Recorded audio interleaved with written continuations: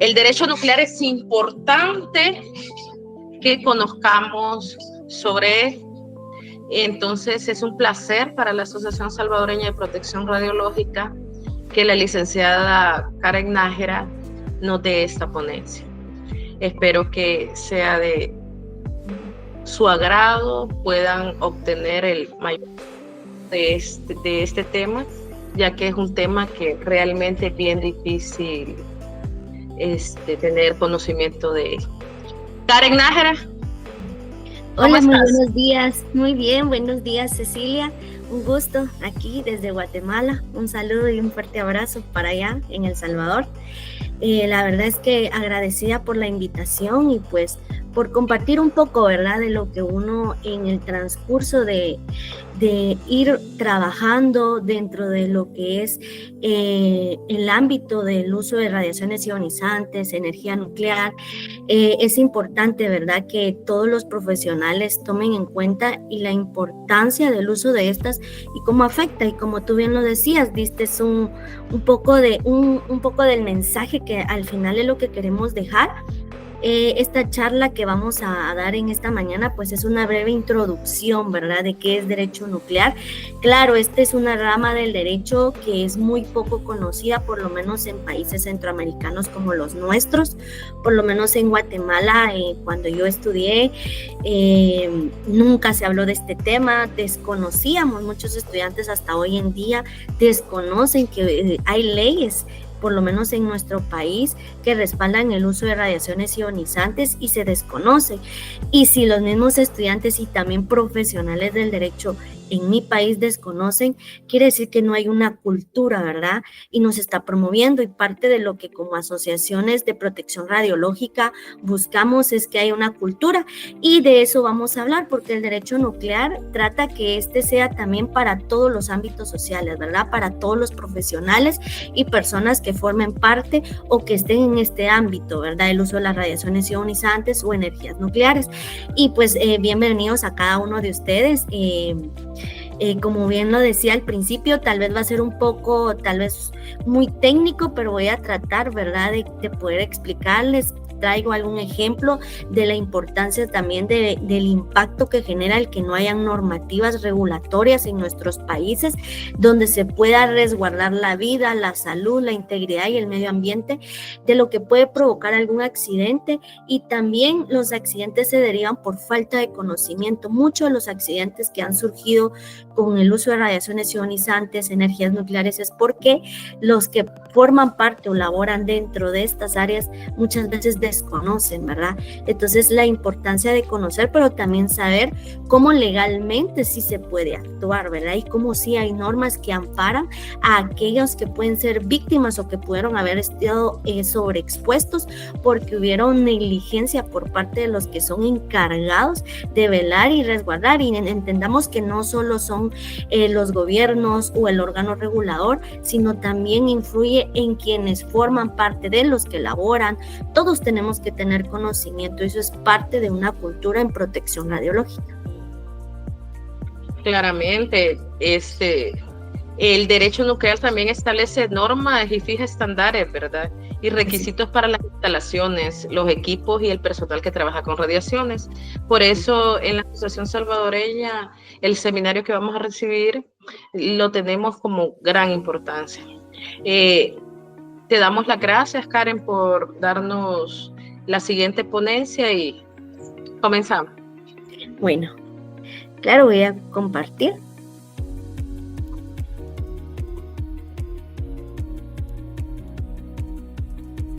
Entonces, si me pueden indicar si se ve mi pantalla.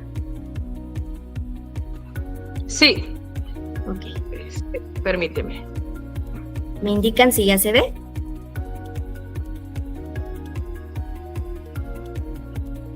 Sí.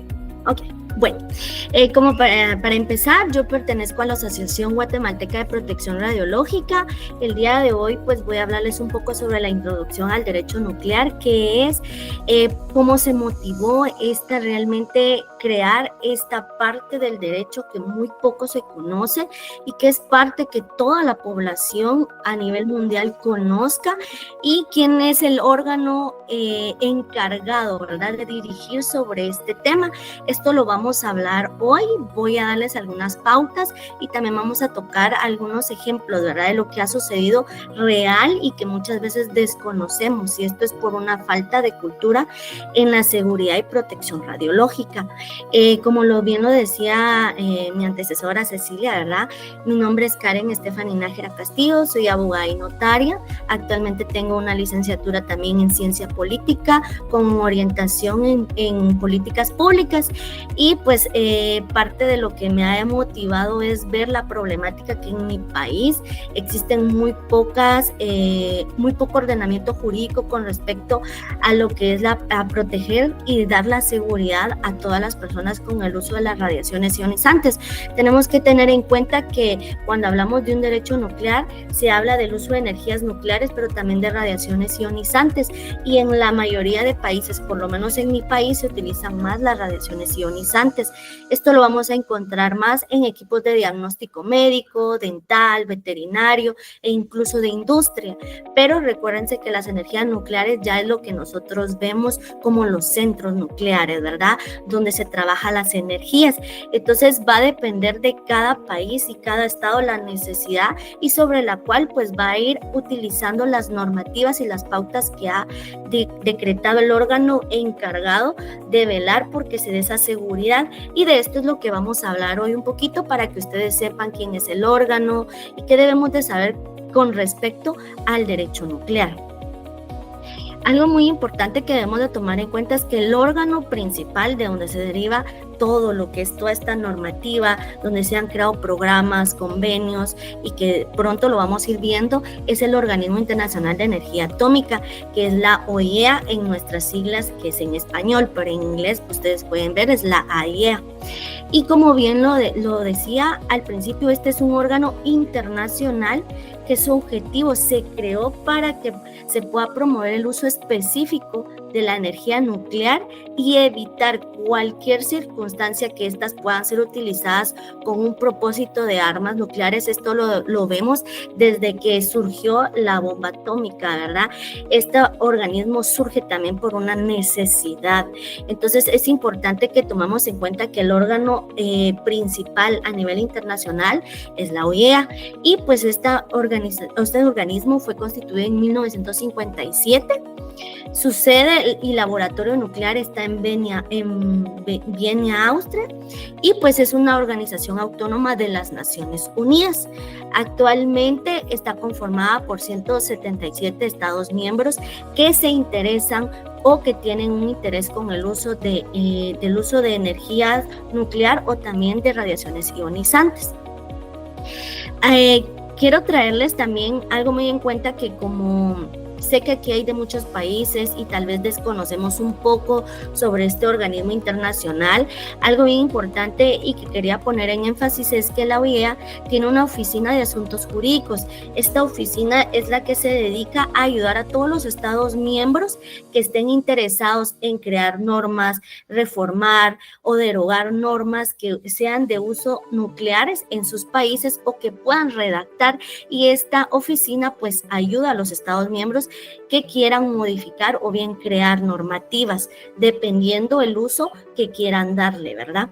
También es importante que sepamos que la OIEA se encarga de apoyar y redactar nuevas leyes nucleares, revisar leyes, reglamentos que estén en vigor, o sea que parte de la OIEA con los estados miembros y los órganos reguladores que en su momento serán designados, que van a llevar el control en cada estado, son los que van a tener que ser capacitados, ¿verdad? También desde un ámbito jurídico para poder crear normas que resguarden la vida y la seguridad de los habitantes y también del medio ambiente. La OIEA también tiene un papel principal en cuanto a la evaluación del momento en que se vayan a redactar nuevas leyes o todo lo que tenga que ver con actividades nucleares o modificaciones de legislaciones que estén en vigor. Estos 3 puntos se los puse porque es muy importante que sepamos que a la hora de que en nuestro país en algún momento se quiera empezar a realizar algún uso de estas, o ya es, de hecho ya están, pero estamos viendo que constantemente evoluciona también la necesidad de crear normativas, que con el uso de estas energías que van evolucionando, también nuestras normativas deben de ir evolucionando, porque los mismos problemas o accidentes que pasaron hace 10, 20 años ya no van a ser los mismos que actualmente pasan, y vamos a ir hablando de la importancia porque sí debe de irse modificando, reformando e incluso derogando leyes o reglamentos que ya sean, que están en vigor en nuestros países, porque ahora también ya hace poco estábamos en un congreso donde me impactó mucho cuáles ahora son las necesidades de países mucho más avanzados donde usan energía nuclear,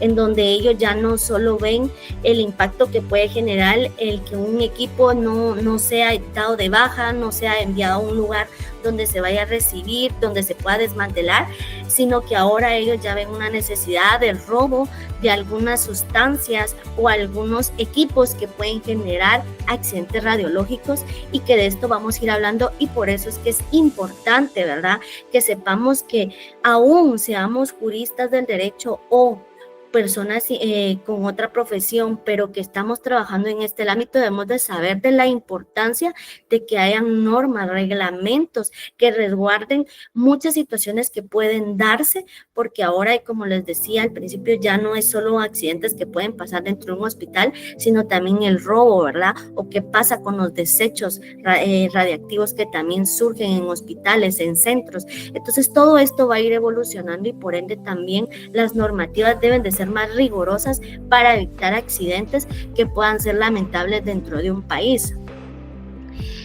Porque es un régimen específico para la actividad nuclear realmente el derecho nuclear, y realmente es importante saber que la energía nuclear es un beneficio que se utiliza para nosotros como humanos, para nuestro diario vivir, pero también para los animales, para la industria. Como les decía, ¿verdad? En nuestro país se utiliza más el uso de radiaciones ionizantes, y pues estas se han utilizado para poder tener mejores imágenes, para dar un mejor diagnóstico en las personas cuando tienen un proceso de cáncer, o también para sacar alguna imagen y poder determinar alguna enfermedad, ¿verdad?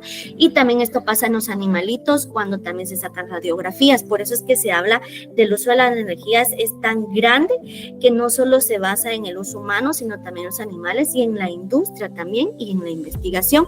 Por eso es importante saber que esta actividad nuclear sí es meramente un régimen específico, ¿verdad? Que sí se debe de evaluar, porque este se deriva de varias, ¿verdad? No solo se usa en una sola, sino en varias líneas que la verdad muchas veces desconocemos que se da en nuestros países.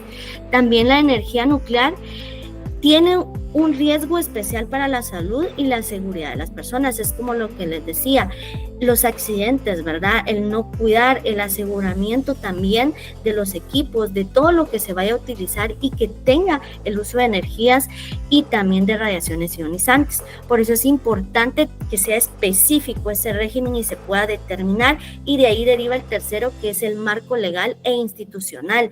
Debe de existir en cada estado miembro que use energía nuclear o radiaciones ionizantes un marco específico en el cual se vaya a determinar en qué parámetros se van a trabajar, porque va a depender del estado cuál es la necesidad y sobre cuál va a dejar guiarse para que dentro de su país se puedan crear normas. En el caso de Guatemala, nosotros, como solo se utilizan radiaciones ionizantes, solo tenemos un reglamento en la vía administrativa, que es la Ley de Uso de Radiaciones Ionizantes, ¿verdad? Con su reglamento, y existen algunos otros documentos, muy pocos, pero realmente sí se requieren de que haya un cambio, ¿verdad? Una modificación, porque la necesidad ya no es la misma.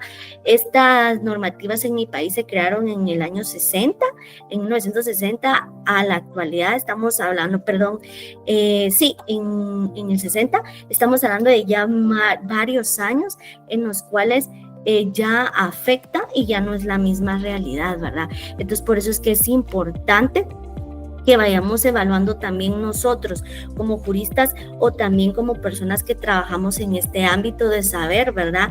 De ver que también existan normativas y que vayan siendo mejoradas. ¿Para qué? Para resguardar la vida y la seguridad de nosotros.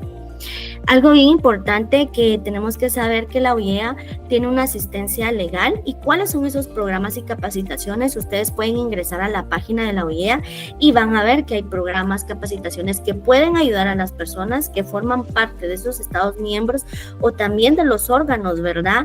Reguladores que han sido designados para controlar el uso de energías, y para ello los temas que se van a ver dentro de las páginas es el derecho nuclear, seguridad tecnológica y nuclear, seguridad física nuclear, el salvaguardias y proliferación y la responsabilidad por daños nucleares. Todo esto enmarca un panorama muy importante que se debe de tomar en cuenta en el uso de las radiaciones, y sobre estos temas es que vamos a hablar un poco sobre esta introducción. Algo que sí quise ponerles acá es que actualmente en la OIEA están estos marcos legales que son creados por ellos. El primero fue el Manual de Derecho Nuclear, donde vamos a encontrar todo lo que es la parte de historia, todo el tecnicismo, y este fue creado en el 2006. Pero cuando también ahí sí que los especialistas en esta rama, ¿verdad? Decidieron también ver que a raíz de esto han venido pasando tantos sucesos, crearon también este Manual de Derecho Nuclear, que es la legislación de aplicación. Lo crearon en el 2012. Este es meramente un manual para crear normativas, que ustedes pueden irse a un manual de derecho nuclear, que es el primero, creado en el 2006, en donde ustedes van a tener la información, cuáles son los principios, qué es el derecho nuclear, su objetivo, toda la rama, toda la historia. Pero cuando ya nos queremos ir a una práctica y que nosotros estamos interesados en crear reglamentos, normas, leyes, este manual, el segundo, que fue creado en el año 2012, tiene este objetivo de que sea también fácil para todos. ¿Por qué? Porque dentro del ámbito del uso de energías nucleares y radiaciones ionizantes, pues es muy poco también las personas del derecho que se interesan, ¿verdad? Sino que hay más de otras ciencias afines también que ven, ¿verdad? Y a veces no tienen como esa facilidad, pero este manual permite que las personas, aún no teniendo ese conocimiento, puedan formar e ir creando reglamentos, leyes que puedan ser implementados en sus países según la necesidad y según el uso de energías que se utilicen. Quiero hablarles un poquito, ¿verdad? En primero, que es el Manual de Derecho Nuclear. Como bien lo vimos en la anterior presentación, pues esta fue creada en el 2006 y su objetivo, como les decía, va dirigido a legisladores, funcionarios públicos, expertos técnicos, abogados, diplomáticos y cualquier usuario de tecnología nuclear, pero también iba dirigido para medios de difusión y público en general. Pero como les decía, ¿verdad? Al principio muchos de los especialistas vieron que a las personas pues les costaba entender porque hay muchos tecnicismos juristas. Entonces por eso es que ellos prefirieron crear el siguiente, que de igual lo vamos a hablar. Pero algo muy importante que quería dejarles del primer manual de derecho nuclear es que tiene 3 aspectos.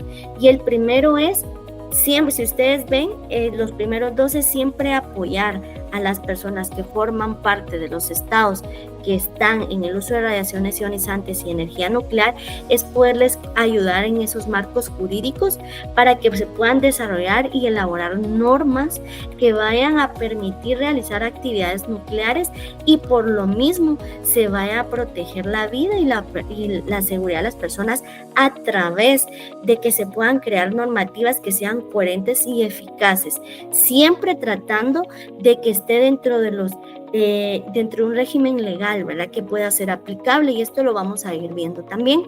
Y como tercer punto, también algo que me llamó mucho la atención de este manual es que también trata que sea un manual que pueda ser enseñado académicamente, ¿verdad? ¿Por qué? Porque se deriva de diferentes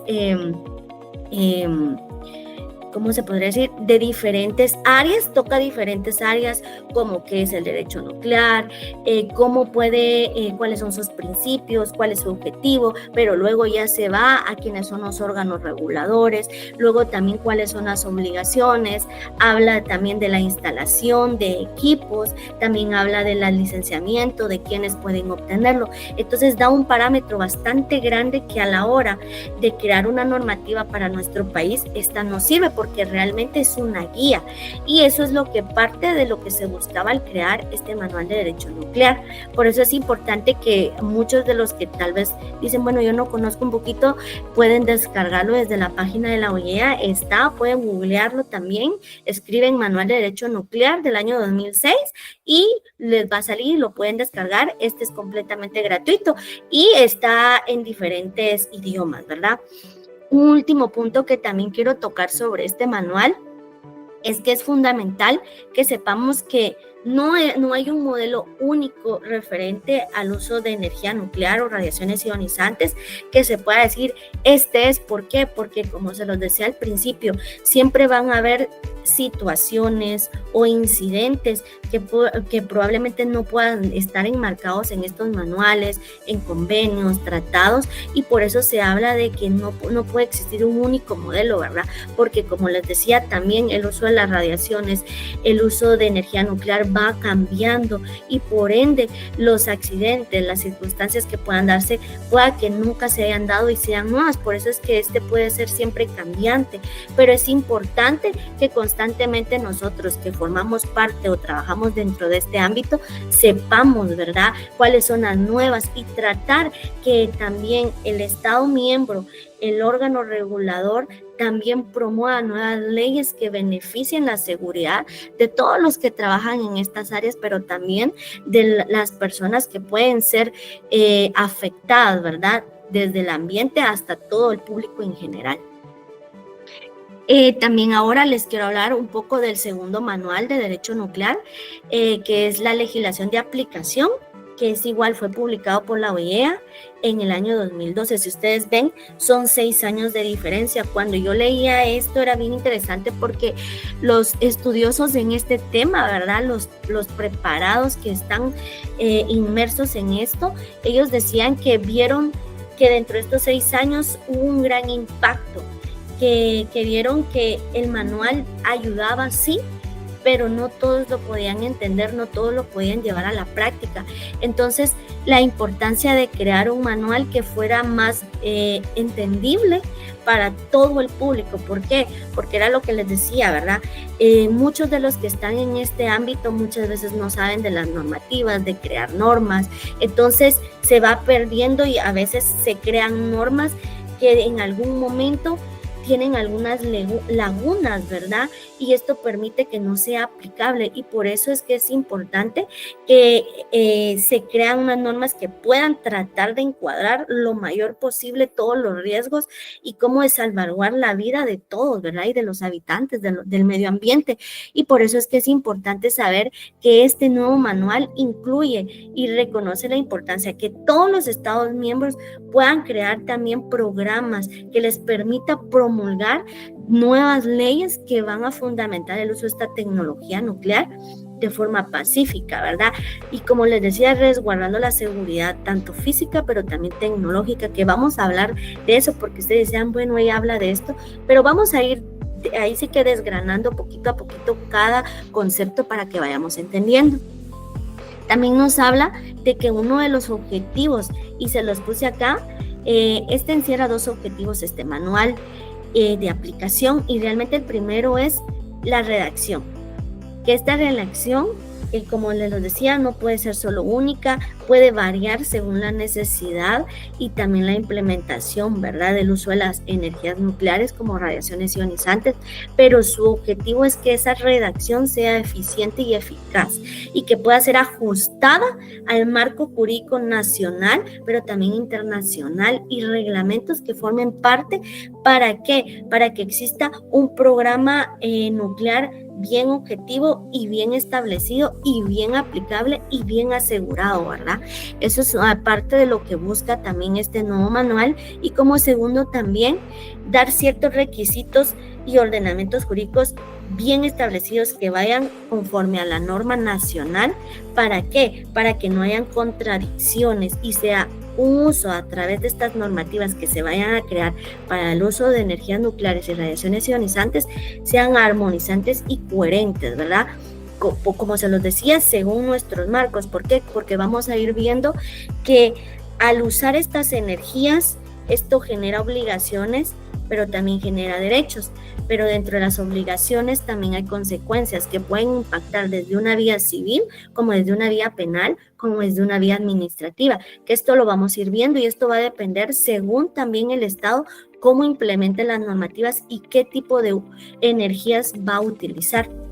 Y como 4, algo bien importante que tiene este nuevo manual, que sí ejemplifica más y como que sí toma más en cuenta las 3S, que son 3 esferas en cuanto al derecho nuclear, que es la seguridad tecnológica, la seguridad física y las salvaguardias, que vamos a ir hablando de ellas, porque esto es algo bien importante que sí se debe tomar en cuenta cuando hablamos del derecho nuclear. Bueno, ¿qué es el derecho nuclear? El manual pues nos habla de un concepto meramente de qué es un derecho nuclear, ¿verdad? Y si lo vemos pues es un conjunto, ¿verdad? Son muchas normas que también jurídicas especiales que van a ser creadas con el objeto de que se regule una conducta. ¿Para quiénes? Para las personas físicas, o sea, nosotros, pero también para personas jurídicas. Quiere decir que el derecho nuclear y toda la reglamentación que surja no solo va a incurrir en una persona individual como nosotros, sino personas jurídicas, que en este caso pueden ser centros nucleares, hospitales. Se va a derivar dependiendo del uso de las energías, y por eso es que se habla que no solo va a ser para regular la conducta de las personas individuales, sino también personas jurídicas que van a tener obligaciones y que también van a tener derechos, ¿verdad? Y dentro de esto, ¿cuál es meramente el objetivo del derecho nuclear? Pues regular la conducta de estas personas según las actividades que vayan a realizar con los materiales, como les decía, el uso de radiaciones ionizantes o fuentes naturales de radiación o energía nuclear. ¿Cuál es el objetivo del derecho nuclear?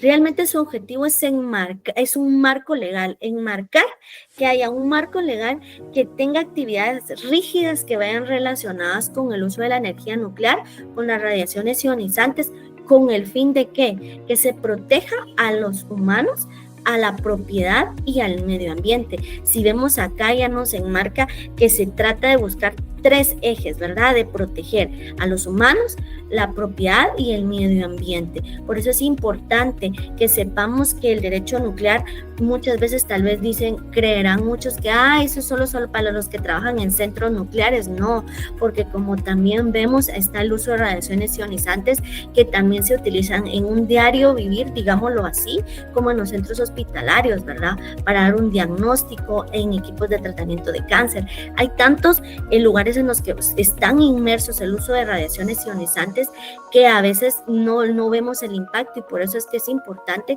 que sepamos que el derecho nuclear no solo enmarca los centros nucleares, sino también hospitales, enmarca empresas de industria, clínicas veterinarias, clínicas dentales. No solo se enmarcan centros como muchas veces que nosotros, bueno, cuando yo al principio desconocía un poco, decía, eso solo es ahí como en el caso de Chernobyl, ¿verdad? En donde pasó este accidente y solo se da ahí se puede trabajar.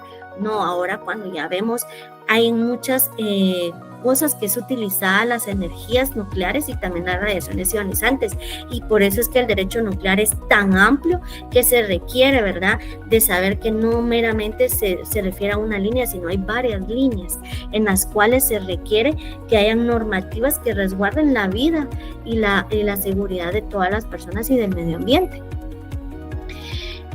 Algo que también quería dejarles ver un poco es que existen 4 pilares, y como si lo vimos bien al principio en el manual de aplicación, ¿verdad?, de la legislación, nos habla de las denominadas 3 S, que era lo que les decía: seguridad nuclear, protección física nuclear y las salvaguardias. Pero entre los pilares que presenta el derecho nuclear están estas tres, pero también está la responsabilidad civil por los daños nucleares. Estos vamos a ir hablando, es algo bien importante que debemos de saber, porque muchas veces como estudiosos del derecho decimos, bueno, ¿y por qué vía se puede llevar cuando pudiera llegar un caso de algo? Porque creemos que solo puede ser en un centro nuclear, sino también puede darse en un hospital. Entonces, por eso es que es importante que sepamos, ¿verdad?, bajo qué ramas también del derecho podemos exigir, ¿verdad?, los daños que pudieran ocasionarse por una negligencia, por una actividad, por un accidente, y de esto es lo que nos enmarca también estos 4 pilares.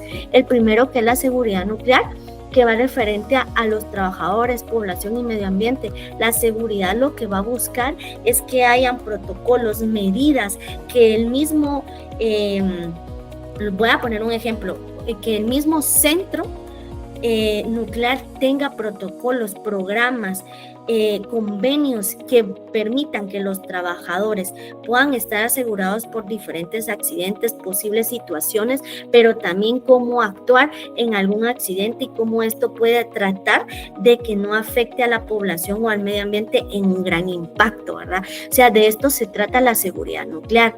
Y cuando hablamos de protección física nuclear, hablamos de la prevención, detención y también de poder determinar qué pasaría si se quisiera dar un robo, ¿verdad? Un acto malicioso relacionado con que se quisieran robar algún material radiactivo, sustancias radiactivas o alguna instalación, ¿verdad?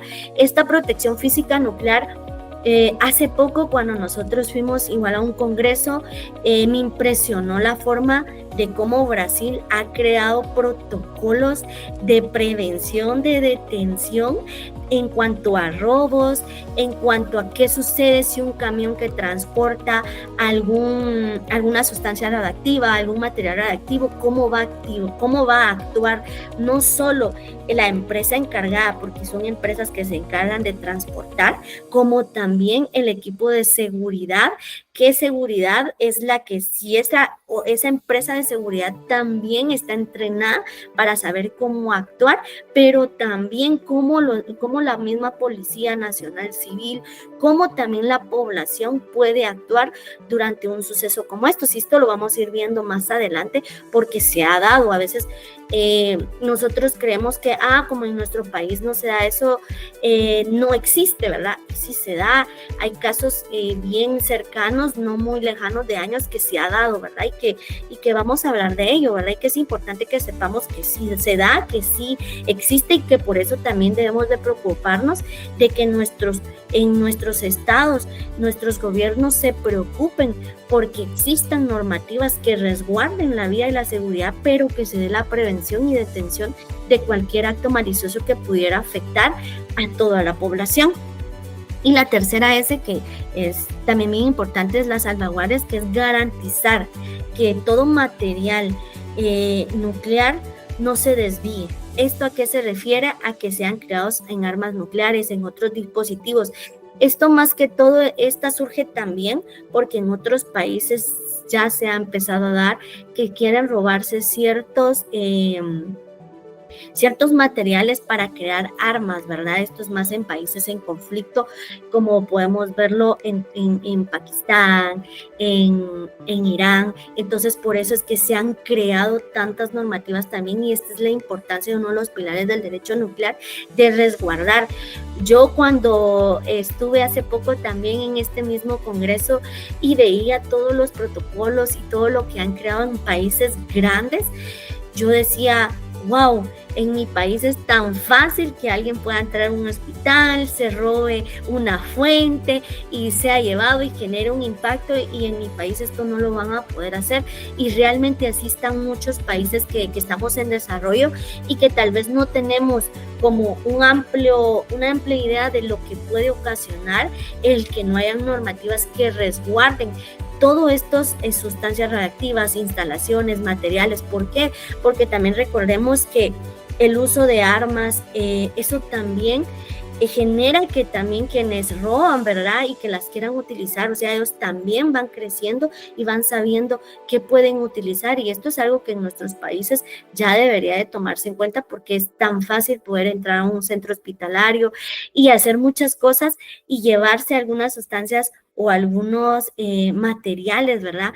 Y que uno dice, wow, en otros países tienen identificado un programa de cuánto se puede tardar alguien que entre a robarse algo y cuánto va a actuar la policía. Entonces es increíble cómo se han creado estos programas, estas normativas en cuanto a lo que es el salvaguardia, ¿verdad? De garantizar ese material nuclear. Entonces por eso es que es importante que sepamos que el derecho nuclear no solo se enmarca en centros nucleares, no. Hay muchas circunstancias que sí se debe de tratar de implementar y mejorar, ¿verdad?, en nuestra normativa.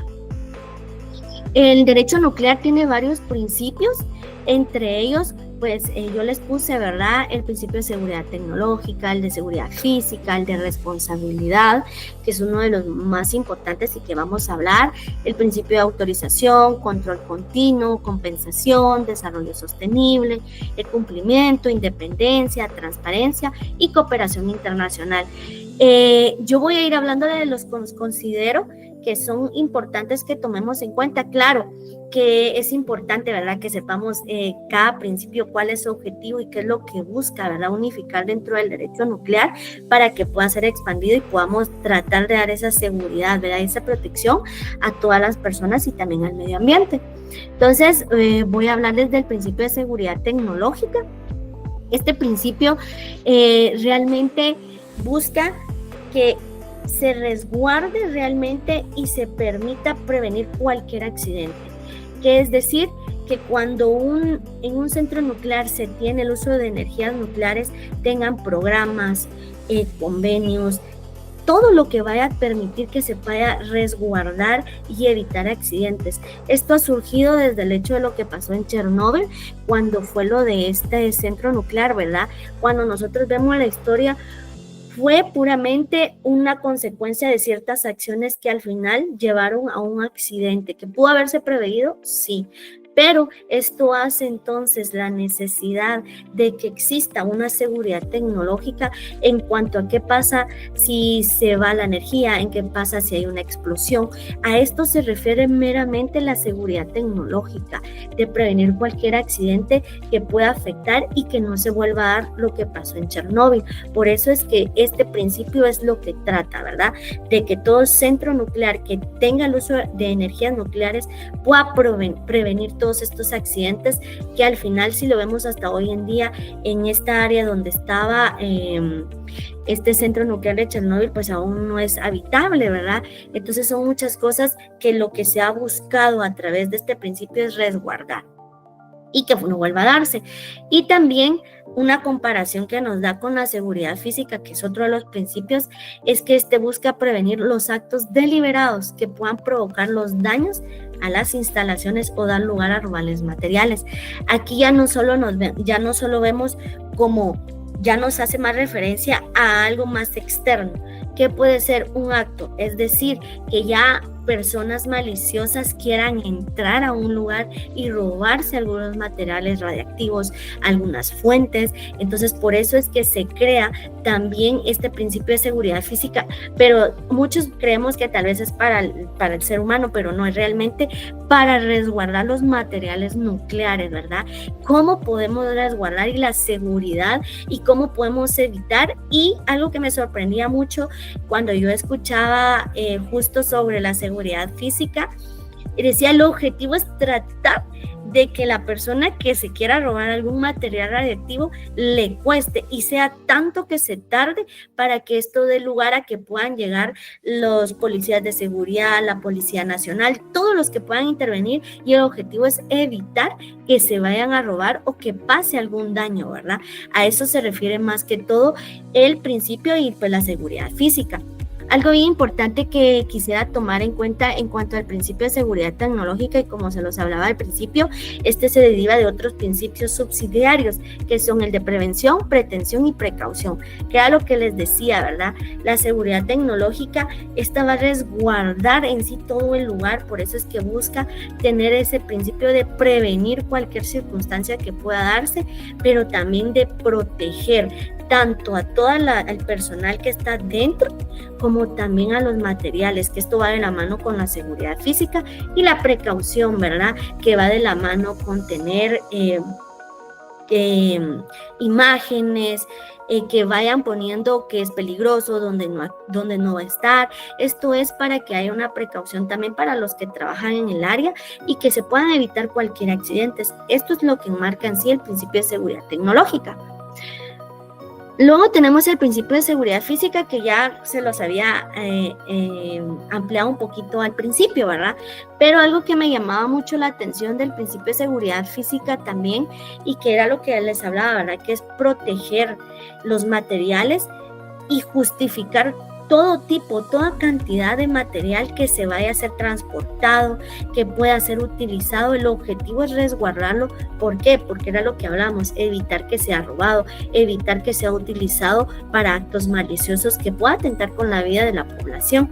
Y otra también de las medidas jurídicas especiales que tiene es que es impedir, ¿verdad?, que estos materiales y tecnologías se desvíen, tanto accidental como intencional. ¿Por qué? Porque se han dado casos también, ¿verdad?, de personas que entran a trabajar a centros nucleares, verifican y todo, y su intención es robarse los materiales, ¿verdad? Por eso es que es bien importante saber que la seguridad física también no es solo en protocolos de cómo vamos a proteger, sino también el tipo de personal que va a trabajar, porque va eso de la mano. Entonces sí es bien importante saber que también los grupos que resguardan, como en este caso la policía de seguridad, también estén entrenadas sobre esto. Y esto lo veíamos casualmente en ese programa que presentaban, ¿verdad? En cuanto a la seguridad física, no es solo el control, el tener ese control, sino también quienes van a tratar de resguardar, que no se lo roben, que no se lo lleven, también saber cómo manejarlos para evitar accidentes. Importante también, la OEA tiene algunos estándares de seguridad que van de la mano con todos los principios, ¿verdad?, que hemos ido hablando, y este enmarca dos, que es el desarrollo de normas de seguridad que van desde una seguridad nuclear, protección radiológica, transporte y seguridad de los desechos radiactivos. Estos son como las así a un amplio, ¿verdad? La seguridad nuclear, la protección radiológica, el transporte, porque se han dado también extravíos, robos de camiones que transportan materiales radiactivos. Entonces, por eso es importante que se sepa que existen normas, ¿verdad?, de seguridad con referente a estos 4 situaciones, y que necesitamos saber que debe de haber seguridad y estándares y protocolos que permitan esa seguridad. Y también nos habla, ¿verdad?, de la aplicación de normas de seguridad que va con la mano con estas normas, ¿verdad? Y entre esos están convenios, intercambio de información. Eso es algo muy importante, porque cuando nosotros estábamos en este congreso ellos hablaban, ¿verdad?, de la importancia también de que hayan reuniones entre los diferentes estados, y ahí sí que los encargados de crear protocolos de saber, ¿verdad?, en nuestro país pasó esto, en nuestro país pasó lo otro, y esa información y ese intercambio va a hacer que se puedan desarrollar mejores normas de seguridad para resguardar, ¿verdad? Porque como bien pudo haber pasado en Brasil, pudiera haber pasado en Estados Unidos un caso peor, pero lo que pasó puede ayudarles a poder tratar de mitigar eso que puede generar algo peor, ¿verdad? Algo que puede llevar a afectar vidas y también el medio ambiente. Por eso es importante de que haya un intercambio de información. La educación y el entrenamiento es algo bien importante, que es la cultura, ¿verdad? En países, por lo menos como en Guatemala, existe una falta de cultura en protección radiológica, y esto hace también, ¿verdad?, que esto pudieran llevar a accidentes. Por eso es que hablan de la importancia de que también se eduque y hayan entrenamientos. investigaciones coordinadas, cooperaciones técnicas, revisión por las partes. También esto es bien importante, revisar los protocolos, medidas de seguridad, todo lo que se vaya generando. ¿Por qué? Porque el objetivo es tratar de ir encuadrando y tratar de mejorar un respaldo para que se dé esa seguridad del uso de las radiaciones ionizantes y de la energía nuclear para evitar accidentes. Algo bien importante que veíamos es que también dentro de la OIEA pues existe una comisión principal de las normas de seguridad, lo que permite que haya un control. Y si ustedes ven, aquí hay un organigrama y habla de la comisión y los comités. La comisión principal, que es de las normas de seguridad, se va a dividir en 4 comités, que es Comité de Normas de Seguridad Nuclear, el Comité de Normas de Seguridad Radiológica, el Comité de Normas de Desechos Radiactivos y el Comité de Normas de Seguridad del Transporte, que es lo que les decía, son las áreas en las cuales se dan el uso de las radiaciones ionizantes, y por eso es que debe de estar un ente que se dedique, ¿verdad?, a tener ese control y velar que haya una seguridad, meramente porque no existen los mismos problemas en cuanto a la seguridad nuclear como a una seguridad radiológica, como también qué pasa con los desechos radiactivos o con la seguridad de transporte, ¿verdad? Por eso es que se requiere de comités que se dediquen a estas diferentes áreas donde se da el uso de energía nuclear o radiaciones ionizantes para evitar cualquier accidente. Y seguimos, ¿verdad? Otro de los principios es el principio de responsabilidad. Este fue uno de los que yo considero muy importantes, que nos puede interesar no tanto solo a los juristas, sino a todo público en general, porque recordemos que al usar energías nucleares o radiaciones ionizantes, esto también genera una responsabilidad, ¿verdad? Y también, ¿quiénes pueden hacer uso de estas energías nucleares? ¿Quién puede hacer uso de las radiaciones ionizantes? ¿O cómo, verdad? ¿Y quién es el encargado? Entonces, todo esto es lo que enmarca también en el principio de responsabilidad. Y así hay la pregunta, ¿quién es el principal responsable de garantizar la seguridad tecnológica? En este caso, el responsable meramente de que en nuestro estado haya un órgano regulador que esté supervisando, controlando, dice que también quien va a ser encargado de que haya una seguridad tecnológica, según el centro nuclear, según el centro hospitalario por el uso de radiaciones ionizantes, debe de ser el titular de la licencia o el explotador. ¿Qué quiere decir eso? Que el responsable de lo que suceda dentro de un centro nuclear, dentro de un centro hospitalario, donde se utilicen energías nucleares, radiaciones ionizantes, es el titular, es quien saca el permiso para hacer uso de estas energías. Este es el responsable. Claro, existen otras responsabilidades que a medida que dentro del uso se requieren. ¿Por qué? Porque las mismas normativas también requieren que hayan responsables, no solo el que va a tener la licencia, el titular de la licencia, quien fue utilizado para realizar actividades, sino también el personal que trabaja también requiere de licencias y también tiene responsabilidades. Y a esto es lo que se refiere, que meramente encargado de un centro nuclear, de un hospital, es el titular de la licencia, a nombre de quien sale. Y como si lo vemos, al principio el derecho nuclear no solo es para una persona individual, sino para una persona jurídica. Quiere decir que este puede incurrir en quién es responsable, tanto yo como persona individual que fuera dueña de un centro hospitalario, como una empresa, como una sociedad anónima, como una ONG, incluso también, por lo menos en nuestra normativa en Guatemala, también se expande a personas internacionales que pueden ser jurídicas o individuales, que es aplicable, ¿verdad? Y esto pues es a nivel nacional, pero también internacional. Entonces esto es algo bien importante que debemos de tomar en cuenta, que quién siempre va a ser responsable, el titular de la licencia, a quien se le autorizó, dependiendo del órgano regulador designado, que es el que va a autorizar estas licencias. Y si ustedes ven en el siguiente, cabal habla del operador o titular de la licencia, que es también, ¿verdad? Es el personal que trabaja y que está autorizado y que también tiene un grado académico que le acredita poder tener una licencia para poder encargarse de todas las actividades, del que también va a ser el encargado de operar un equipo, ¿verdad? Y esa es parte de su responsabilidad, pero también el órgano regulador le permite una licencia porque está capacitado para trabajar sobre esta área. Y por eso es que si ustedes ven, ahí les ponía, puede ser en materia de salud, seguridad tecnológica, física y protección en medio ambiente, pero también industrial, ¿verdad? Ahora bien, dentro del derecho nuclear también nos habla de una responsabilidad, ¿verdad?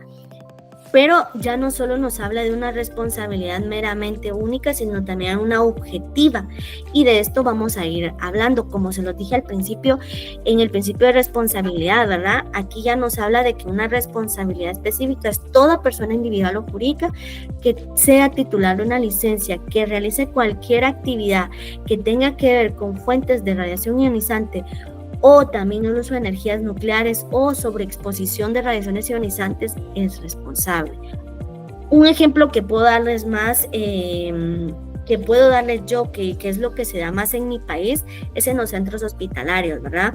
Cuando nosotros vamos a un centro hospitalario y vemos en nuestro país, tanto el Ministerio de Ambiente como el Ministerio de Energía y Minas, que son los encargados de evaluar y dar licenciamientos para operar el uso de radiaciones ionizantes, pues ellos verifican y piden que se tenga una licencia en la cual el equipo que se va a utilizar para diagnóstico esté vigente, pero también solicita que tanto el médico como el encargado de protección radiológica como el trabajador ocupacionalmente expuesto tengan sus licencias, y a esto se refiere que todos ellos en la línea en la que van, todos son responsables dependiendo la situación y el accidente, ¿verdad?, que se vaya a ocasionar, y a eso se refiere una responsabilidad.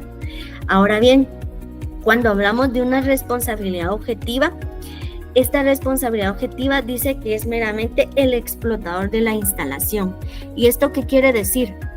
Que si en alguna situación se diera el robo o la pérdida de un material que contenga radiaciones ionizantes y fue desmantelado, y el equipo no se presentó, porque incluso por lo menos en Guatemala también se debe pedir una licencia para desmantelar un equipo y ser transportado y ser desechado. Si el hospital no lo hiciera, entonces y se quedara ahí, alguien se lo llevara y esto ocasionara un accidente grave, que incluso hay un ejemplo que sí sucedió y que vamos a hablar de eso, nos dice que el responsable de lo que sucediera es el explotador de la instalación, es decir, el titular a quien se le dio la licencia para tener estas actividades, que en este caso sería el equipo de diagnóstico médico. Y esto que puede llevarnos a una responsabilidad, sea o no culpable, que también puede ser absoluta o no culposa. ¿Qué quiere decir esto? Que puede ser sea culpable o no, porque puede ser que el representante de la licencia, el centro hospitalario, tal vez no tuvo conocimiento de que el equipo ya no estaba funcionando, que se desechó, nunca se le informó, pero esto se debió a que su encargado de protección radiológica, a que sus trabajadores ocupacionalmente expuestos tampoco informaron, y esto generó que esto se quedara y esto se desechara y no se llevaran los protocolos para desechar un equipo como lo cual, sabiendo o no sabiendo, es culpable según esta responsabilidad objetiva. Y algo más, puede ser absoluta o no culposa, pero también nos habla absoluta, es que aún supiera o no supiera, va a ser responsable. Sobre él cae toda la responsabilidad principal, aún tanto su encargado de protección radiológica como también su trabajador ocupacionalmente expuesto no le hubieran informado, o no se informara, o no hubiera una relación o una comunicación. Y esto es algo bien importante, porque esto nos habla de esa relación y la falta de comunicación, pero también la importancia, ¿verdad?, de que no se lleva un control que pueda determinar y evitar este tipo de accidentes. Y ahí es donde regresamos a la seguridad física, ¿verdad?, de lo que hablábamos. Por eso es que es importante saber que si no se mantiene esta seguridad física, esta seguridad tecnológica, esto puede llegarnos a una responsabilidad que puede ser una responsabilidad que puede ser absoluta y no culposa, porque también nos habla de no culposa. ¿Por qué? Porque como les decía, pueda que no haya sabido el encargado, pero recuérdense que por lo menos en Guatemala nadie puede declarar ignorancia de la ley, ¿verdad? Entonces en este mismo caso es lo mismo. Nadie puede decir, no, yo no sabía y por ende no soy culpable. No, porque por eso es que se hablan de protocolos de seguridad física, de seguridad tecnológica, de salvaguardias, de incluso de la responsabilidad, ¿verdad? Que puede llevar y que son los 4 pilares del derecho nuclear. Y de ahí nos habla de la limitación de la responsabilidad en el tiempo. Esto es algo bien importante porque que nos lo enmarca también en el derecho nuclear, porque dice que para accionar o para demandar contra cualquier accidente que llevar una responsabilidad civil es de 30 años. ¿Y por qué es esto? Porque recordemos que cuando personas están expuestas a radiaciones mayores de lo que debería, estas pueden ser inmediatas como tardías. Entonces, inmediatas es que pueden aparecer en días, semanas, meses, pero tardías es que pueden aparecer hasta años después, las consecuencias de haber sido sometido a una sobreexposición de radiación o a los niveles de radiación que debería de tener una persona normalmente que trabaja en un área, ¿verdad? Aunque sabemos que estamos expuestos a radiaciones en todo, ¿verdad? Pero que es parte que nuestro cuerpo lo puede asimilar, pero como estas energías no son las que nosotros estamos normalmente preparado nuestro cuerpo para recibir, entonces esta sobreexposición puede llevarnos a enfermedades y que también vamos a hablar un poco de cómo afecta, ¿verdad?, el estar expuesto a estas radiaciones.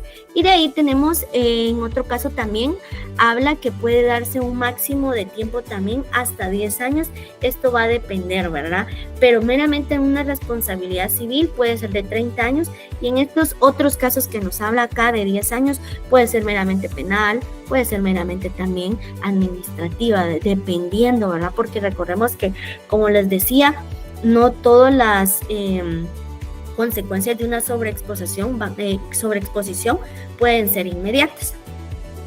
Ahora también hablamos del principio de autorización. Este principio es muy importante también. ¿Por qué? Porque nos habla de quién es el que va a autorizar y permitir que ciertas personas individuales o jurídicas puedan realizar estas actividades. Y en este caso es el órgano regulador. Cada país debe de tener un órgano regulador, por lo menos cuando leímos al principio que eran 177 estados miembros que forman parte de la OEA, quiere decir que ellos utilizan energía nuclear o el uso de radiaciones ionizantes, lo cual quiere decir que tienen normativas y usan estas, por ende tiene que existir un órgano regulador que es el que autoriza el licenciamiento de quienes puedan utilizar y estar dentro de estas actividades. Y en el caso de Guatemala, pues es a través del Ministerio de Energía y Minas, que designó a la Dirección General de Energía, quien es la que se encarga de licenciar todo lo que tenga que ver con el uso de energía nuclear y radiaciones ionizantes. También es importante que sepamos que ellos también pueden dar autorización, les permite a ellos dar un control continuo, también de estar viendo que se realicen las prácticas, de vigilar, ¿verdad? Visitar a los centros también que utilicen este tipo de energías. ¿Para qué? Para evitar que hayan accidentes y que puedan ser afectadas terceras personas. Y esto es siempre tratando de dar la seguridad física, pero también una seguridad tecnológica. Luego tenemos el principio de control continuo. Esto también es prácticamente, se deriva para el órgano regulador, quien es el que va a tener esa facultad y es el único que está, por lo menos en nuestro país, autorizado para llegar a un centro hospitalario. Bueno, y aparte de CEDRAS, que es la oficina que se encarga también de autorizar las licencias en cuanto al Ministerio de Salud, que es el encargado también de supervisar y autorizar por el Ministerio de Salud que centros hospitalarios puedan trabajar con equipos que utilicen radiaciones ionizantes. Por eso es que es importante que sepamos quiénes son los órganos que pueden llevar ese control continuo, aunque en Guatemala El control continuo lo dan estos dos órganos. El órgano que principalmente es el órgano regulador sobre todo el uso de radiaciones ionizantes, pero también se le ha dado esa potestad al Ministerio de Salud por CEDRAS, que es la otra dirección que se va a encargar de que también exista un control desde el ámbito de salud como el ámbito de energía. Luego tenemos el principio de transparencia. Esto es algo bien importante que cuando yo recibía una charla con respecto a esto también del derecho nuclear, la exponente hablaba, ¿verdad?, de la importancia de este principio. ¿Y a qué se refiere? Es importante que tanto el Estado, los gobiernos, las direcciones, todos los que se involucren en el uso de radiaciones ionizantes, energías nucleares, debe de existir un conocimiento público. ¿Qué quiere decir esto? Quiere decir que toda la población debe de conocer cómo es que se usa una energía nuclear, cómo es que se usan las radiaciones ionizantes, el impacto, los beneficios que genera el uso de esto, cómo ayuda a que se pueda también, en el caso de nuestro país, que es en Guatemala, que se usan radiaciones ionizantes, a que las personas sepan que hay equipos de diagnóstico médico que se utilizan energías ionizantes para dar imágenes, para poder dar un mejor diagnóstico, el cual se necesita que la población sepa. ¿Por qué? Porque el principio de transparencia lo que evita es que haya una desinformación, y esto se puede dar y se ha dado en muchos países donde no existe ese conocimiento, los medios de difusión tampoco son claros, entonces generan como diferentes ideas y esto puede generar miedo, pánico. Un ejemplo que nos daban era lo que pasó con los desechos que tiraron en Japón, en el mar, que incluso cuando yo supe la noticia, muchas noticias decían no, que esto va a llegar, va a contaminar los peces, y entonces empezó a generar una desconfianza entre toda la población. Y recordemos que ahora ya no solo se queda en el país, sino que ahora vivimos en un mundo tecnológico donde es tan rápido saber todo, informarnos de todo, se genera un pánico colectivo, ¿verdad? Y realmente este principio de transparencia lo que permite es evitar eso. ¿Por qué? Porque como se los decía, en el caso de lo que pasó en Japón, hasta acá en nuestro país, ¿verdad? Y ya hasta se estaban tomando ciertas acciones que no coman pescado. Entonces todo esto puede generar conflictos, puede generar pérdidas económicas. Entonces todo esto lo que busca este principio es que exista también que quienes utilizan o están dentro de esta actividad también informen, porque posteriormente, días después, ya salieron, ¿verdad?, informando también de la OEA, también de este centro donde estaban desechando los residuos al mar. Dijeron que no, que ya habían pasado por un proceso, que ya se había podido determinar que estos no contaminaban el ambiente, que no contaminaban a las especies marinas. Entonces, a eso se refiere, ¿verdad? El principio de transparencia, que siempre es importante que al público se le debe de dar de conocimiento qué es lo que va a pasar, qué procesos se llevaron. ¿Por qué? Porque esto va a evitar que exista un pánico colectivo, ¿verdad? Y esto genere diferentes circunstancias que pueden afectar. Luego tenemos el principio de cooperación internacional. Considero que es uno de los principios también importantes. ¿Por qué?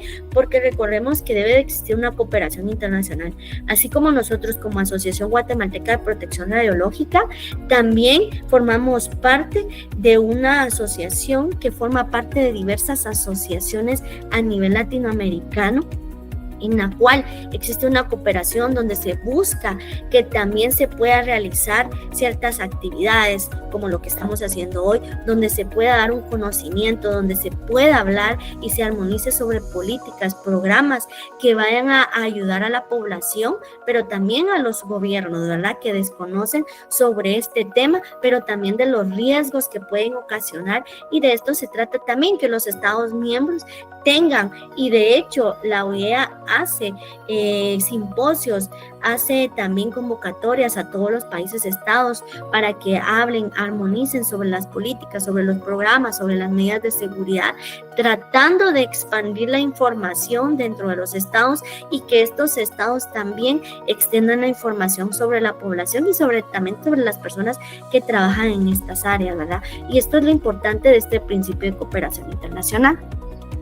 Algo también importante que quiero hablarles es el proceso legislativo en materia de derecho nuclear.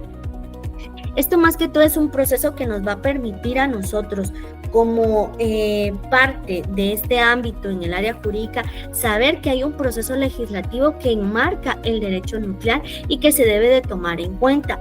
Entre estos son los que yo establecí aquí, que es evaluación de programas de derecho nuclear, evaluación de leyes y marcos reguladores, contribución de los interesados, la redacción legislativa, supervisión legislativa, relaciones con leyes no nucleares, adaptación de la legislación nacional o convenios y tratados internacionales.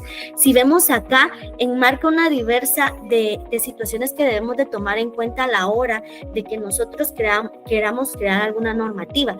Debemos primero evaluar los programas de derecho nuclear que ya existen, para ver si existen en nuestro país, si hay internacionalmente que se vayan a acoplar a la necesidad y al uso de energías que vamos a utilizar. También las leyes, ¿verdad? Evaluar qué leyes se tienen, porque en nuestro caso, como yo les decía, acá solo hay unas leyes administrativas, no hay algo más que pueda apoyar a mejorar, ¿verdad? Resguardo, la seguridad, el uso de radiaciones ionizantes.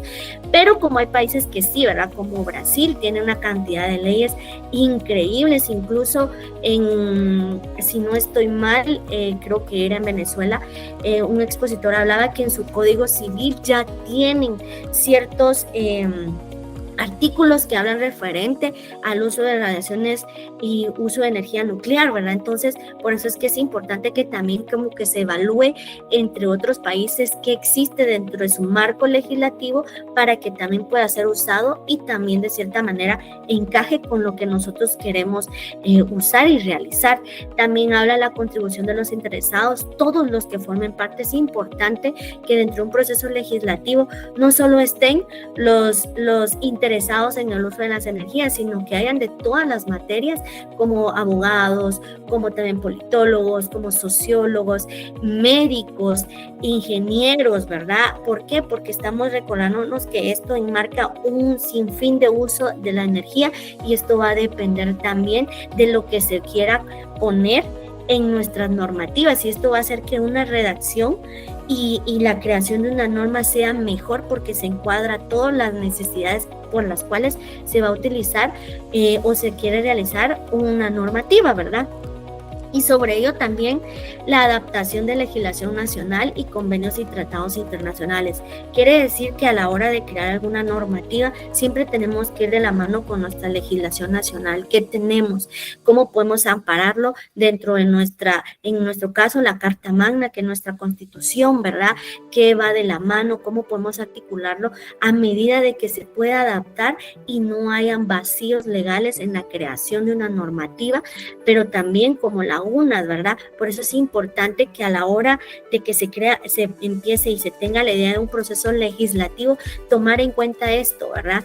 Que es lo importante que debemos de tomar en cuenta para que cuando nosotros empecemos y queramos crear una normativa, también sepamos, ¿verdad?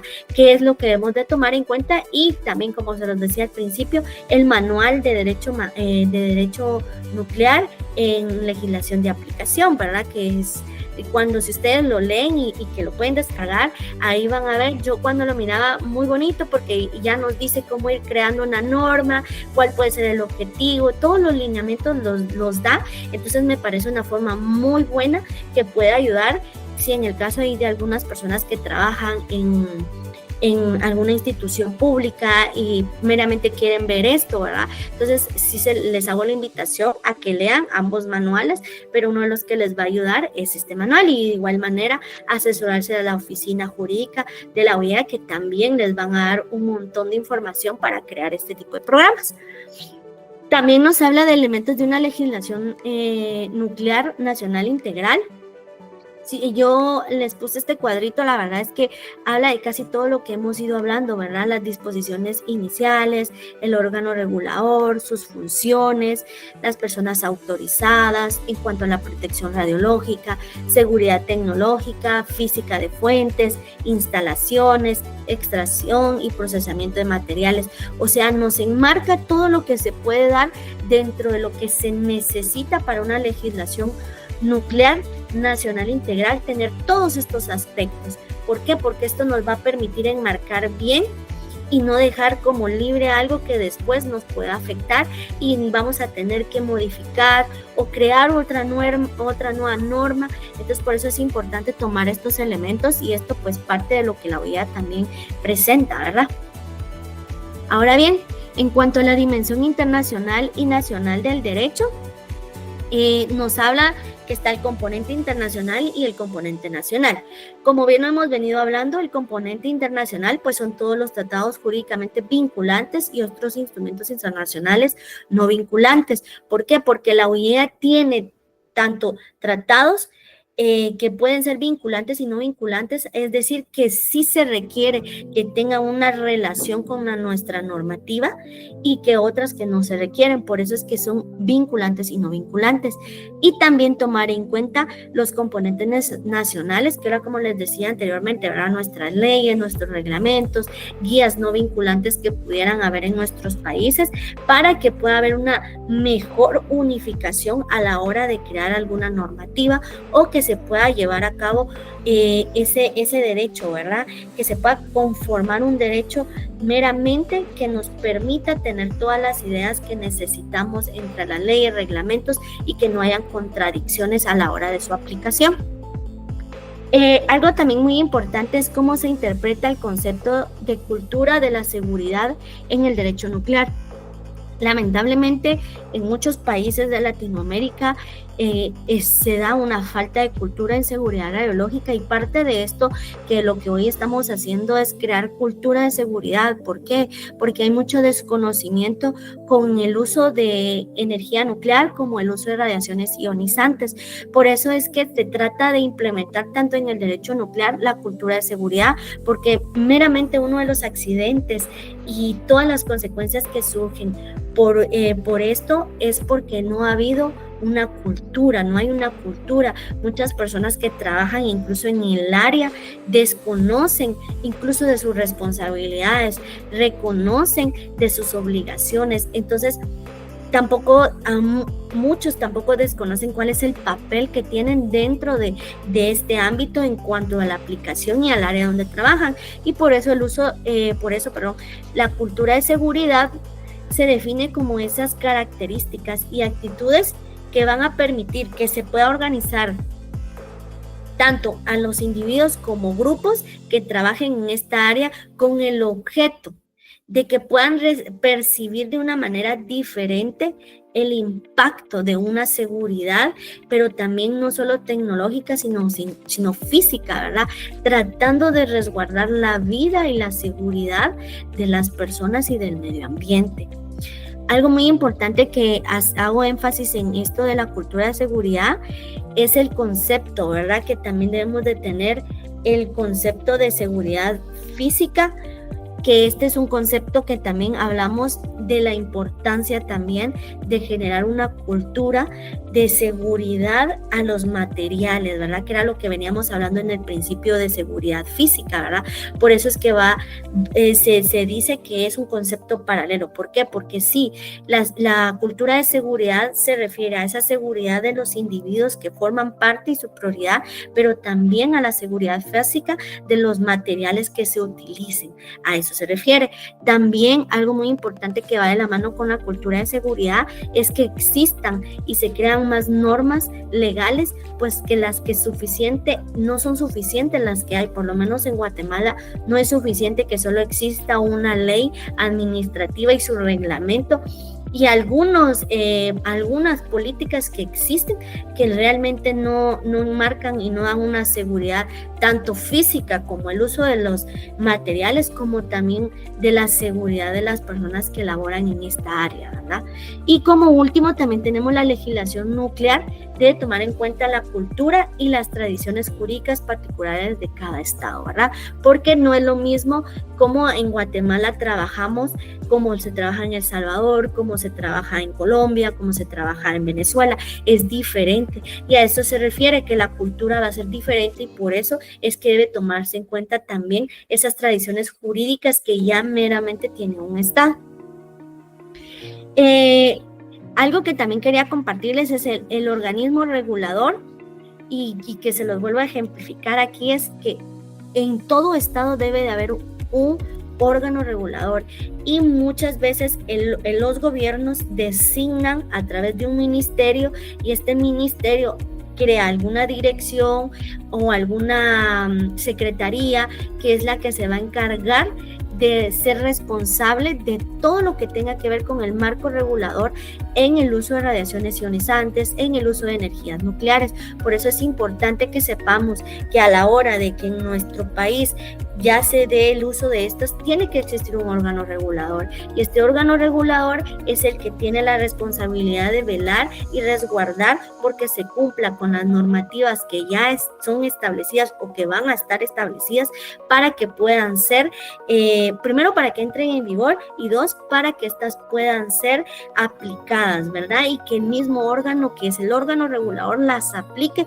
y obligue de cierta manera a todas las personas a que se rijan a lo que establece, ¿verdad? Algo también muy importante que tiene el órgano regulador es el que va a permitir y va a dar las licencias, es el que va a dar las inspecciones y también va a ser coercitivo.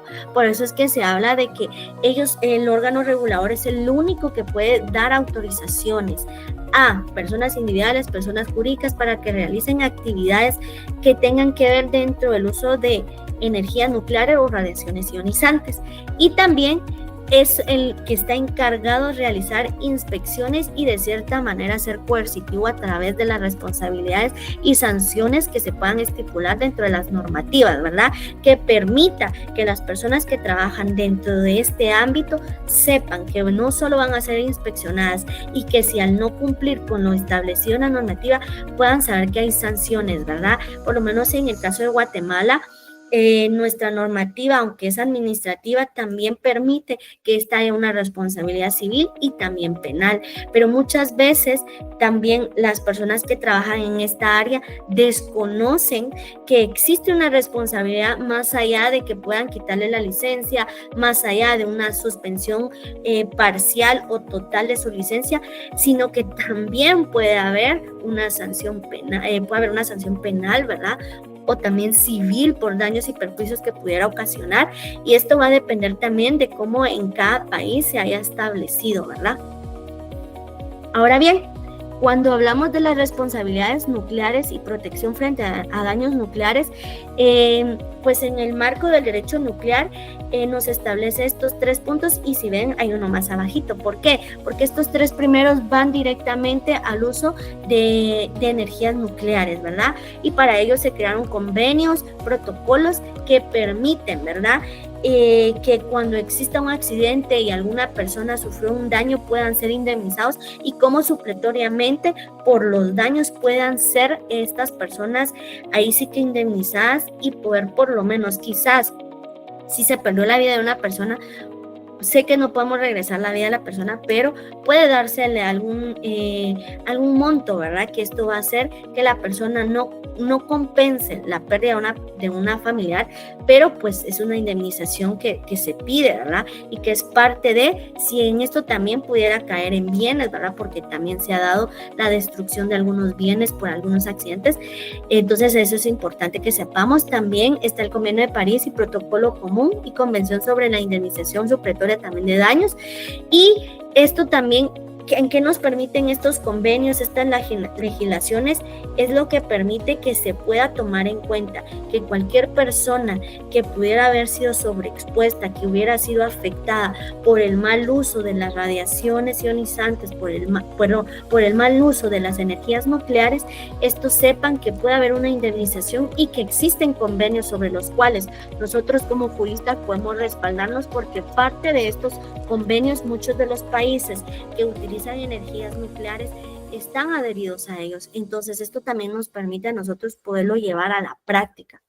Ahora bien, si ustedes ven en la parte de abajo, habla de la responsabilidad por otros daños radiológicos, que en este caso en Guatemala, como se da más el uso de radiaciones ionizantes y que es la protección radiológica, esto nos habla de las responsabilidades, ¿verdad? Que también hay convenios, también hay normativas que hablan sobre las responsabilidades sobre daños radiológicos en cuanto a la protección radiológica. Ahora bien, ya para ir terminando, quería comentarles que quise ponerles un ejemplo, ¿verdad?, del impacto de cómo es que un accidente, porque no hay una seguridad física, no hay una seguridad tecnológica, porque incluso puede darse que los encargados de las licencias, ¿verdad? No sepan la responsabilidad y el impacto que genera el no también saber cuáles son sus obligaciones, cuáles son sus derechos y cómo debemos de trabajar, y la importancia de lo por qué la OIEA ha empezado a crear muchos normativos, muchos convenios, muchos tratados para ir mitigando estos problemas y estos accidentes. Yo lo estaba leyendo y me pareció muy impactante, la verdad, lo que ocasionó. Fue un accidente radiactivo que ocurrió en un centro hospitalario. Aquí es una instalación nuclear. ¿Por qué? Porque habla de que en Brasil en 1987 había un centro hospitalario que tenía un equipo de diagnóstico médico, y este equipo pues dejó de funcionar porque, como ustedes saben, estos tienen un cierto tiempo de vida, y pues el centro hospitalario lo dejó abandonado y pasó bastante tiempo.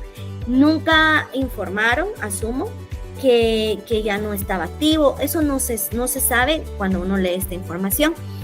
Pero si vemos, uno de los primeros errores sería que debieron de haber iniciado su proceso de licenciamiento para darle de baja al equipo de diagnóstico médico, porque eso es lo que nos dice la normativa. Entonces, este centro hospitalario no lo hizo, lo dejó abandonado, pasaron años, y pues resulta que unos de la basura que llegaron, pues entraron al centro hospitalario, ¿verdad? Y encontraron el equipo.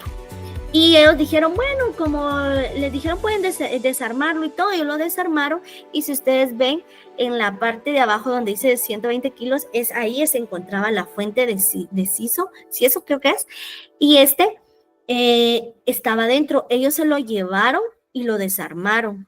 Se lo llevaron a su casa, lo desarmaron y luego se lo llevaron a una chatarrera. En esta chatarrera lo tuvieron y vieron que pues sacaba, era bonito, ¿verdad? Porque incluso cuando yo leía la noticia, dice que ellos decían que lo vieron que sacaba un polvito de un color que ellos no se imaginaban, y decían que qué bonito, lo tuvieron ahí.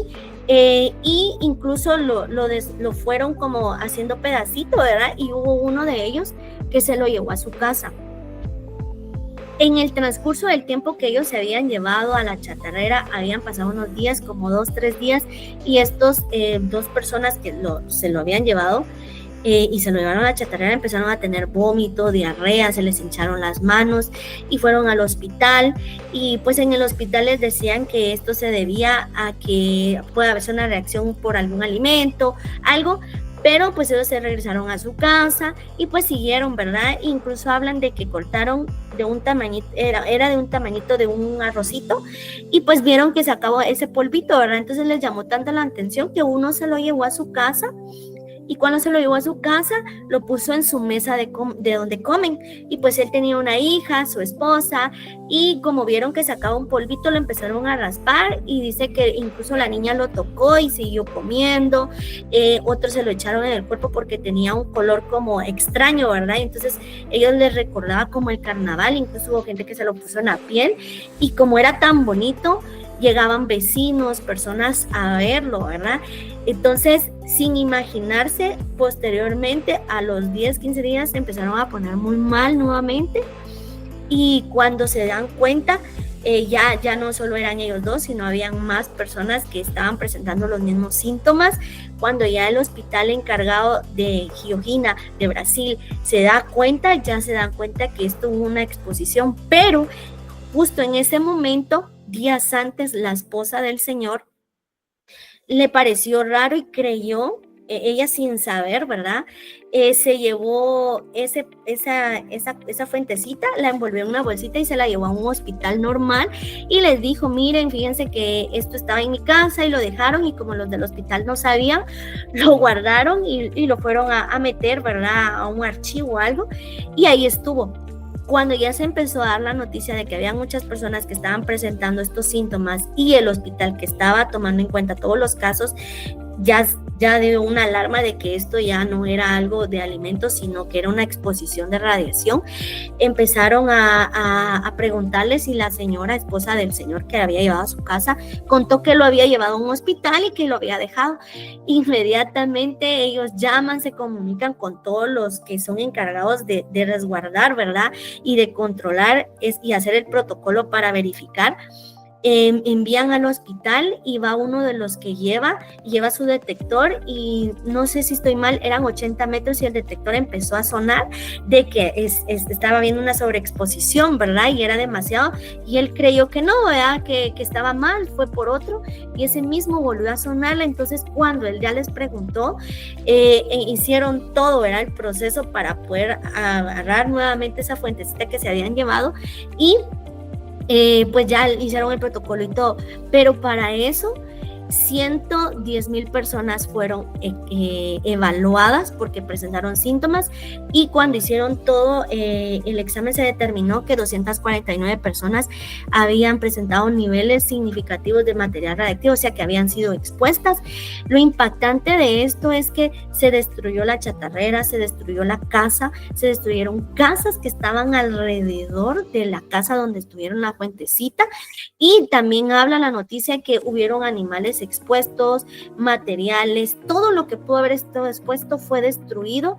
No sé cuántos kilos de basura recopilaron que fueron destruidos y almacenados para que no se pudiera. Esto fue uno de los accidentes más grandes que ha ocurrido a nivel mundial, y que tal vez conocemos el de Chernobyl, pero este fue en 1987, que no estamos hablando de tanto tiempo, en Brasil, y se dio en un centro hospitalario. Y a eso es a lo que vamos, el impacto, ¿verdad? Y algo más perjudicial, ¿por qué? Porque cuando dentro de este proceso que se da de investigación y todo, mueren 4 personas, entre ellos muere la hija de una de las personas que se lo llevó a su casa. Y pues ahí se dan cuenta que tanto ella como la otra persona que fallecen quieren ser enterradas, pero la gente, con la desinformación y todo, empiezan a decir que no los entierren en el cementerio de la localidad porque tienen radiación. Entonces incluso en la noticia se habla que tuvieron que crearles cajas especiales, ¿verdad? Para poderlas enterrar, porque la población no quería, ¿verdad? Que ellas estuvieran enterradas por la sobre la exposición que estuvieron.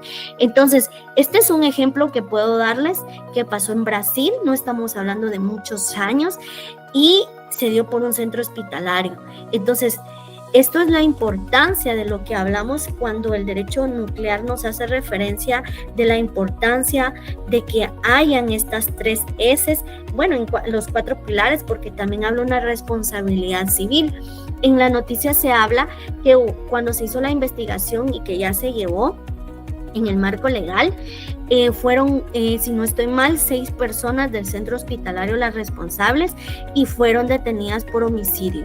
Entonces, ¿a qué se deriva esto? Era lo que les decía, cuando ya hablamos, ¿verdad?, de que en el momento en que nosotros tenemos la autorización de una licencia, somos responsables. Y como se les decía, hay una responsabilidad, pero también hay una jerarquía. Y esta jerarquía puede llevar a que una acción que se omita puede generar que se vuelva algo grande, un accidente. Y por eso es la importancia de que todos los que tienen una licencia son responsables. ¿Por qué? Porque aquí no solo hablamos del titular de la licencia del centro hospitalario que tenía el permiso para realizar estas actividades, sino también su encargado de protección radiológica, pero también sus técnicos o trabajadores ocupacionalmente expuestos eran responsables, y por eso se habla de una responsabilidad que también es continua con todos. ¿Por qué? Porque esto se pudo haber preveído, porque tanto el técnico como el trabajador ocupacionalmente expuesto que es, y el encargado de protección radiológica, que son los encargados también de operar los equipos, de indicar cuando ya no funcionan, de indicarle al titular del equipo qué debe de hacer, y al no cumplirse, o sea, todos son responsables dentro de esa línea, y al final los impactos, ¿verdad? El impacto que genera y que puede provocar en una sociedad, y las muertes. Bueno, aquí pues gracias a Dios, ¿verdad? No fueron tantas las personas que fallecieron, solo fueron 4, pero estamos hablando que 249 personas sí presentaron niveles afectados de radiación y 110,000 personas tuvieron que ser evaluadas.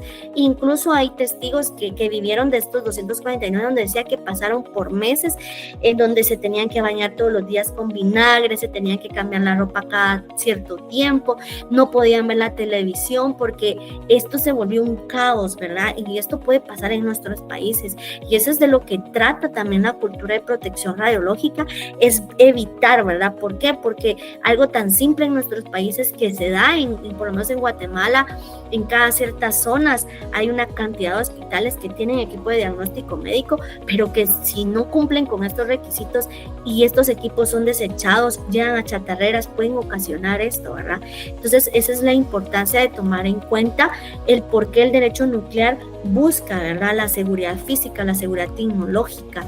¿Para qué? Para evitar esto también y que se eviten daños que puedan ocasionar tanto a la población como al medio ambiente. Y acá les dejo algunos otros que han pasado, ¿verdad? Este de México me pareció muy importante porque hicieron una comparación de que esto le pasó a una empresa que transportaba fuentes radiactivas y eran robadas y empezaron, si no estoy mal, desde el 2013 hasta el 2016, creo. Fueron esos 3 años donde ellos iniciaron su investigación y realmente se dieron cuenta que no se lo robaban por las fuentes radiactivas, sino los ladrones solo se querían robar el camión. ¿Por qué? Porque el camión tenía una estructura que protegía las fuentes radiactivas, porque claro, ustedes saben que a la hora de transportar estas fuentes radiactivas, pues también los camiones que transportan tienen que tener una seguridad que establecen los convenios y los programas en cuanto al transporte, ¿verdad? Por eso es que es importante saber todo lo que se deriva del derecho nuclear. ¿Por qué?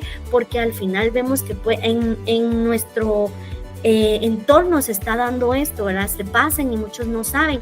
Esto también me pareció muy importante dárselos a conocer y que ustedes sepan, ¿verdad? Que no, eso no pasó en el 87, no, esto es casi cerca, ¿verdad? En el 2013 al 2016, tantos casos que se han dado, no solo en México, sino también en otros países, como en Argentina, que también se dio que una persona encontró una fuente en el basurero, entonces ahí también se habla de una falta de control y se lo llevó, y bueno, vaya que se hizo una investigación porque en Argentina tienen unos programas bien interesantes que tienen ese control, ¿verdad?, contra todo lo que pueda haber, contra las fuentes radioactivas robadas, porque ahí sí se ha dado hasta el tráfico de esto, ¿verdad? Entonces, por eso es que es importante que sepamos que sí, como estudiosos del derecho, pero también como trabajadores, como público en general, es importante saber por qué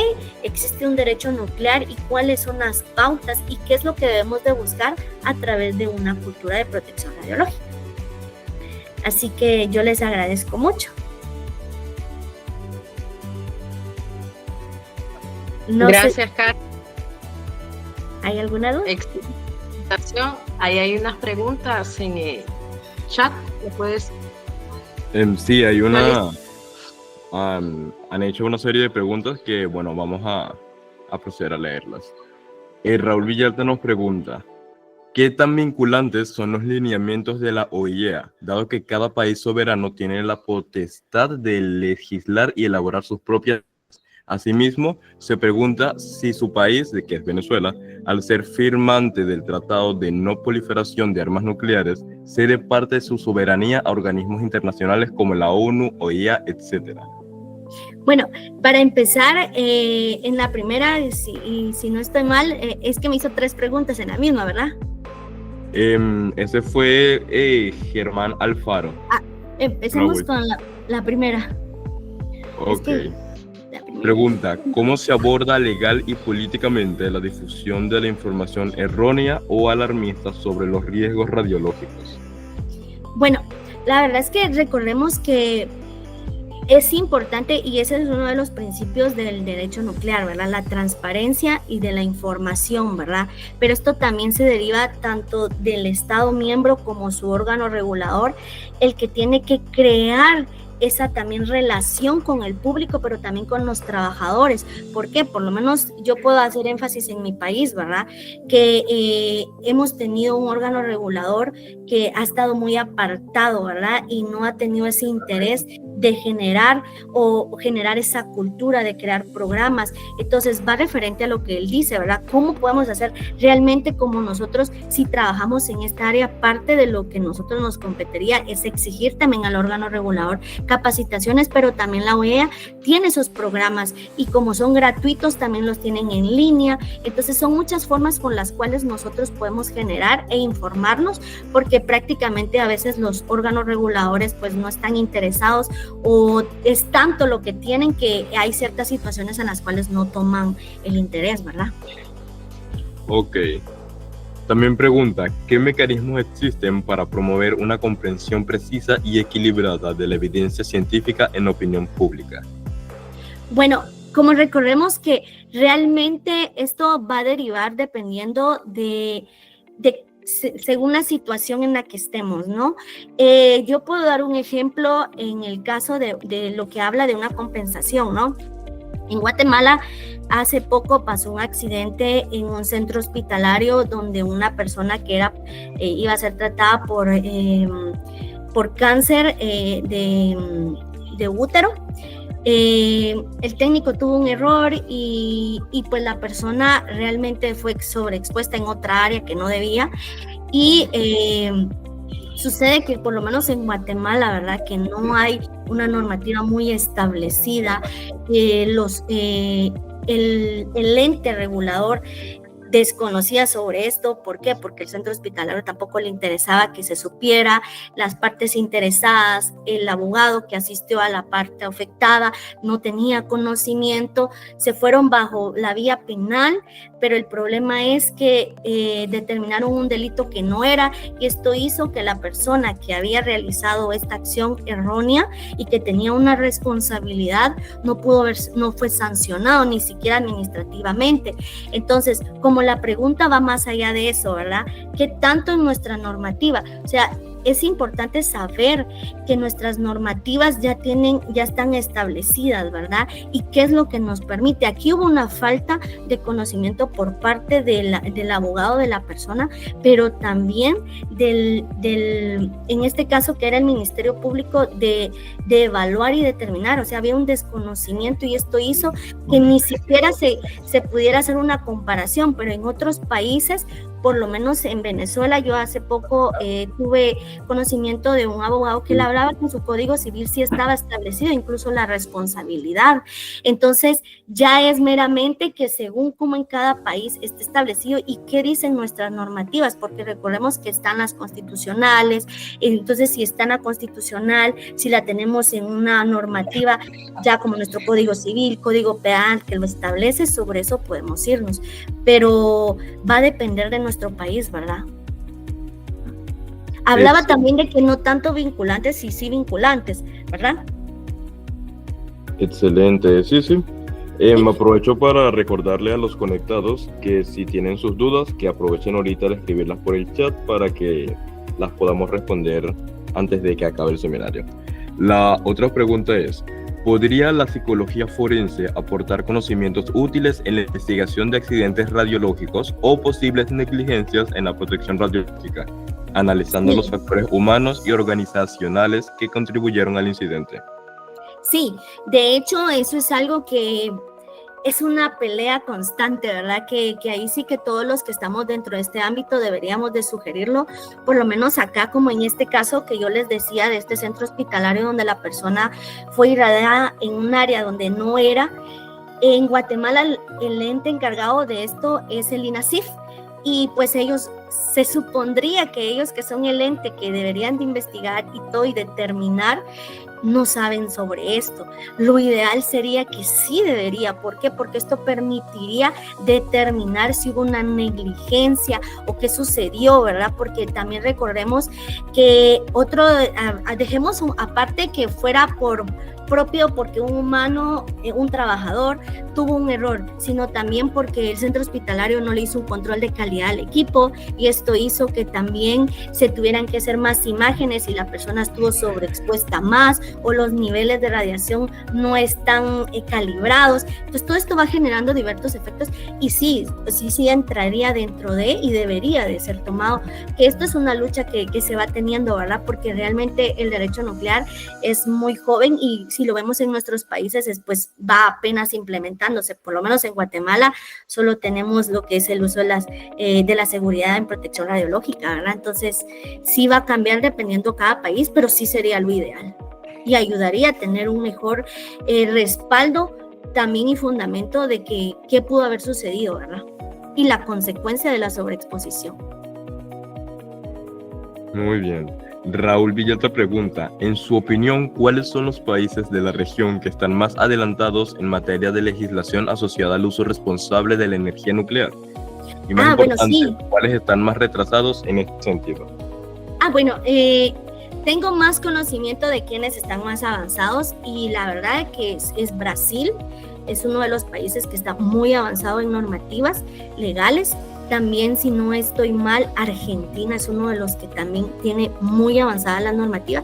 Y pues claro, ¿verdad? México, que son uno de los países que te puedo decir que sí tienen, porque incluso son uno de los países que más centros nucleares tienen. Actualmente, si no estoy mal, son 242 centros nucleares a nivel mundial y varios de los que están en función están también acá en estos países y por ende tienen una de las mejores normativas, que incluso si en su país estuviera la idea de crear normativas referente al uso de energías nucleares, yo les daría la opción de que se buscaran, ¿verdad?, profesionales en esta área que trabajen en Argentina, en Brasil y en México. Claro, hay otros países que también están avanzados, pero que considero y que he tenido esa relación con estos países, ¿verdad? Ok, y la última pregunta que tenemos el día de hoy es, ¿cuándo el causante de un perjuicio contra un grupo social de un país es otro estado? Por ejemplo, Chernóbil, ¿existe algún compromiso formal de indemnización entre los estados? Sí, lo existe y de hecho sí lo hay porque desde que pasó esta situación es que se crearon muchos convenios que incluso la OEA los tiene en línea, que eso es algo bien importante, ¿verdad? Porque es grande el abanico de normativas que también ha creado la OEA, que parte de como nosotros como Estados miembros debemos de adaptar según la necesidad. Entonces sí hay y sería responsabilidad porque incluso lo establece que es responsabilidad de cada estado poder tomar en cuenta estas normativas y ser aplicables a los países e internacionalmente sí lo existe. Excelente. Bueno, esas eran todas las preguntas que han hecho por el chat. Así que le cedo la palabra a la presidenta Cecilia Alfaro. Bueno, licenciada Karen, muy agradecida de parte de la Asociación Salvadoreña de Protección Radiológica, este seminario que ha sido gratificante, muy explicativo, realmente importante.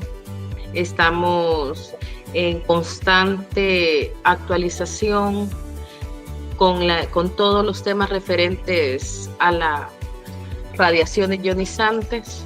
Agradecemos a la Asociación Guatemalteca de Protección Radiológica por compartir con nosotros este seminario. Gracias. No, y gracias a ustedes por la invitación y a cada uno de los presentes. Actualmente en la Asociación Salvadoreña de Protección Radiológica realizamos seminarios cada 15 días. Hacemos una divulgación sobre los temas relacionados al uso pacífico de radiaciones ionizantes para América Latina y el Caribe con profesionales altamente capacitados.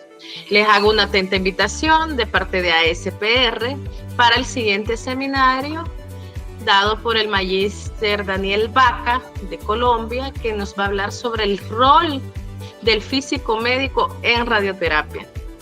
No dejes de registrarte ya por el QR. Tenemos un grupo de WhatsApp. Para todos se les haga mucho más fácil la inscripción. Y por este día les agradecemos su atenta su atención en este seminario. Muchas gracias, Karen. Muchas gracias a todos. Pasen el fin de semana.